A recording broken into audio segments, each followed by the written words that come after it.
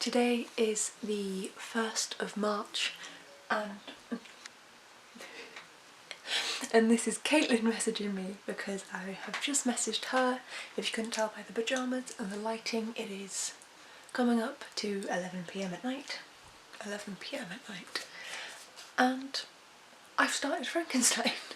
So I have clearly sectioned this off into little bits, and when you start Frankenstein, as I've learnt, there's a prologue and then there's some letters. So I sectioned off each letter and the prologue as well as sectioning the chapters, and I've just finished the prologues, all of the letters, and now just chapter 1. I'm really enjoying it. I'm really enjoying it. So if you don't know Caitlyn from Mad Cheshire Rabbit, link is of course in the description, adores Frankenstein so much. It's her favourite book ever. She owns a stupid number of copies of it. She sent me this edition. I had originally intended to only read one little tabbed section each day, so I read the prologue and then I was like, I'm interested.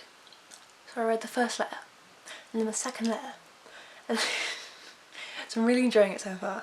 And I also want to say that last month I read Samuel Noack, which is Caitlyn's book, and this is definitely giving me like similar vibes. So if you like Frankenstein, like, give it a shot. I'm really enjoying this so far. I was expecting to slog through this. War and Peace has like changed my reading life. It has made how I read so different, and it's only the 1st of March. We've only been doing this 2 months. This is insane. Before War and Peace I probably would have been like, oh yeah, this is fine, this is fine.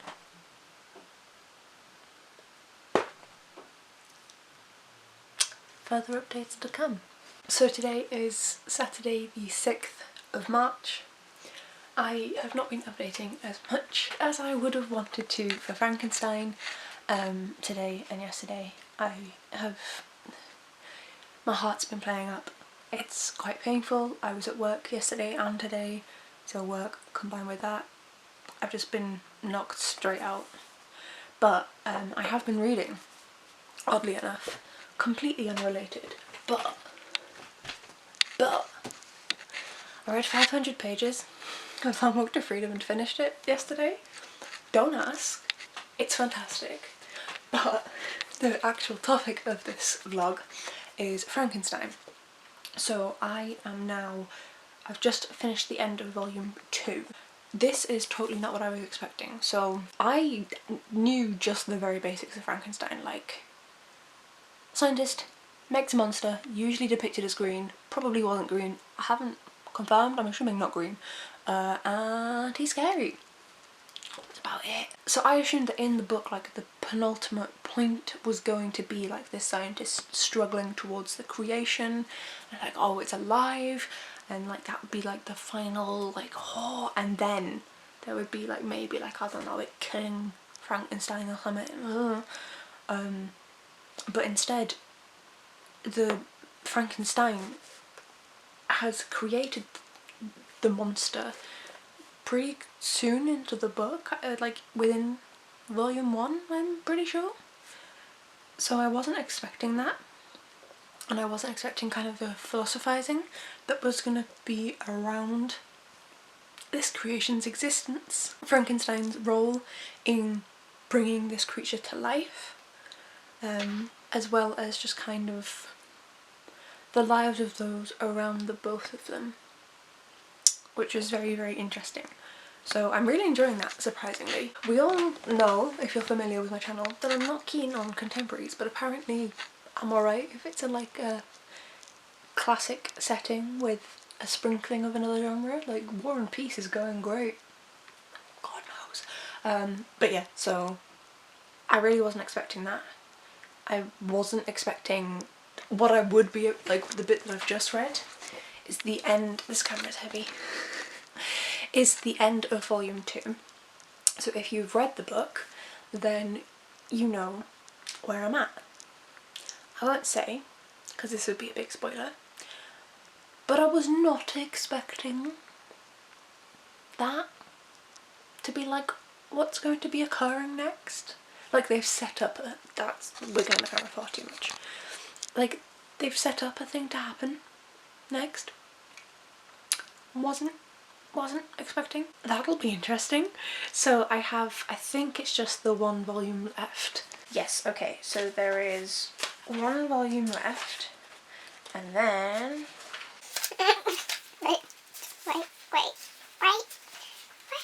What is it? Did I not tab it? Or is chapter 7 is like heckin' long? Chapter 7 is just heckin' long. Okay, fair. I am enjoying it. I have not that much left to go. This little thing here, which is the gift note, because Caitlyn gifted me this, is marking kind of where the actual book ends versus the different appendices. So yeah, there's not too much left to go. I'm enjoying it. I'm really enjoying it, Caitlyn. There's only a few chapters left. I say a few, there's 3 chapters and then like some ending bits and then the appendices. Anyway, I'm going to read.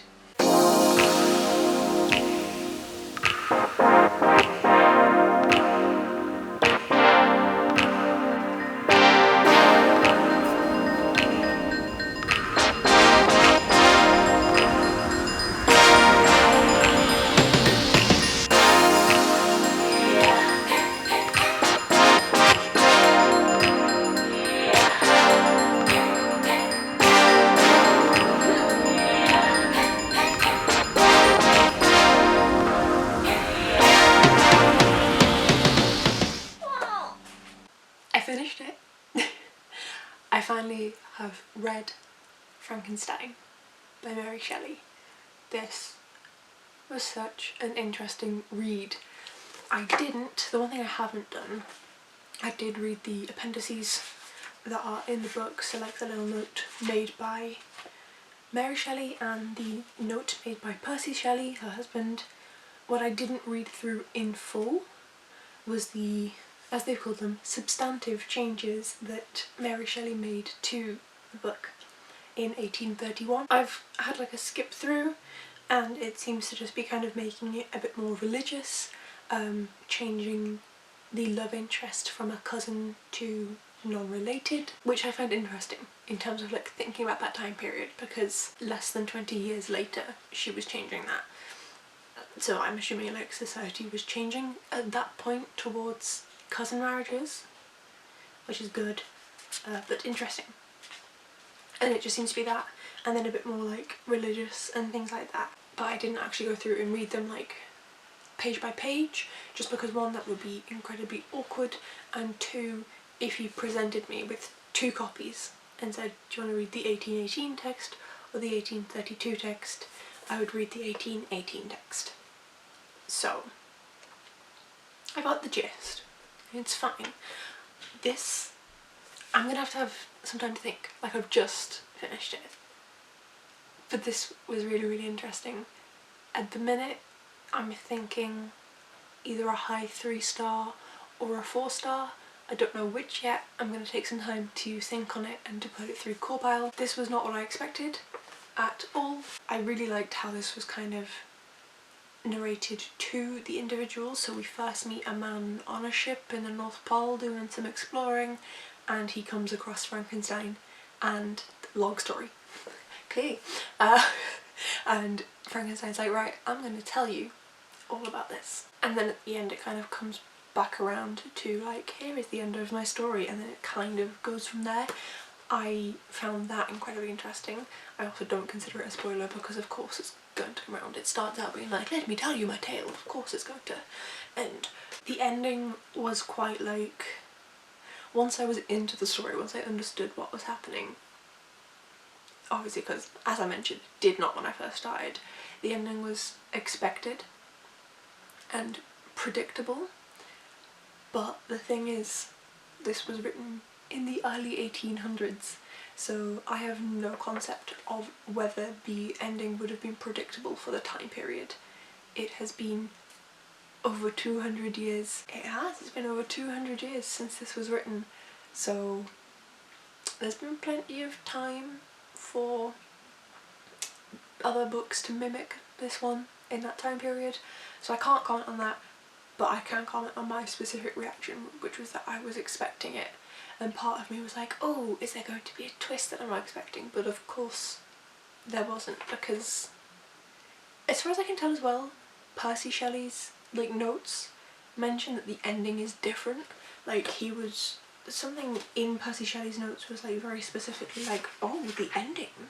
Yeah, so like the scene at the end, not saying this thing, is an exhibition of intellectual and imaginative power which we think the reader will acknowledge has seldom been surpassed, which is suggestive that it's something that isn't frequent for books published kind of in the 1818, 1832, because I don't know which edition he's commenting on, aspect. So that is just something to take into account, that it will not surprise the modern reader, but it would have back then. I'm very glad I read this. I really enjoyed it. As I think I've mentioned before, reading War and Peace is really helping me with reading classics, which I didn't expect, which sounds stupid, but like I just thought I was going to read it in like a very similar manner as I had been, and that it would just be kind of self-contained. I didn't expect how I read War and Peace to impact how I read every piece of adult fiction that isn't fantasy. And I say that isn't fantasy because I haven't read any adult fantasy since I've like encountered this in my head, so it could do. It might well do. We shall see. But yeah, thank you for gifting me this, Caitlyn.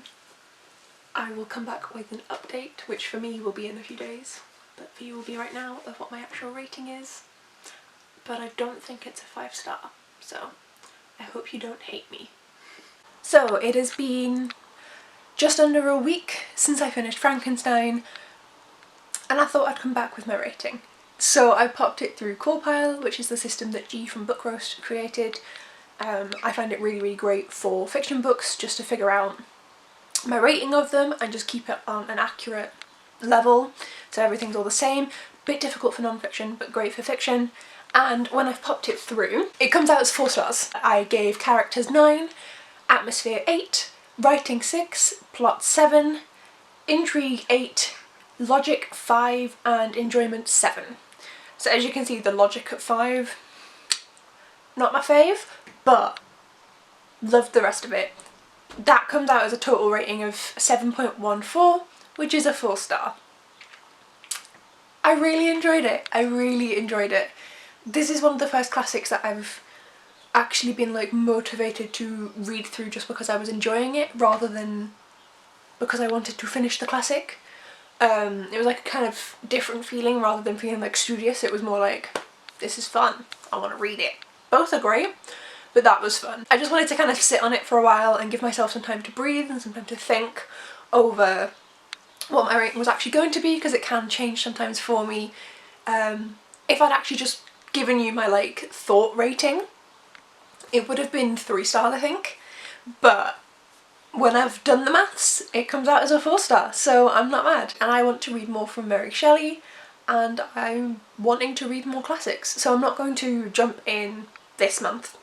Next month I may pick up another classic, we'll see. I don't want to like overload myself and then not enjoy them. But yeah, that was Frankenstein. So thank you so much, Caitlyn, for gifting me the book. Her channel will be linked down below. She talks a lot about Frankenstein if you're interested. She really loves those books. But yes, thank you so much. I'm so glad I read it. I know that I don't quite love it as much as you, so I hope that you're not going to come down and murder me. Please stay in Scotland. Thank you. But yeah, this is a really great book if you guys are wanting to try out the book that started sci-fi written by a woman, which is fucking awesome. Definitely recommend picking Frankenstein up. It is a weird little book. It is not what I expected Frankenstein to be based off of like pop culture, but it's definitely enjoyable. So thank you so much for watching all the way to the end if you have. Why are you here? And leave me a comment down below. Have you read Frankenstein? I'm assuming so if you've gotten this far. So what did you think? Did you rate it like 3, 4, 5 stars, or did you rate it lower and not enjoy it? Let's have a chat in the comments down below. Thank you so much for watching, guys, and I will see you in my next video. Bye!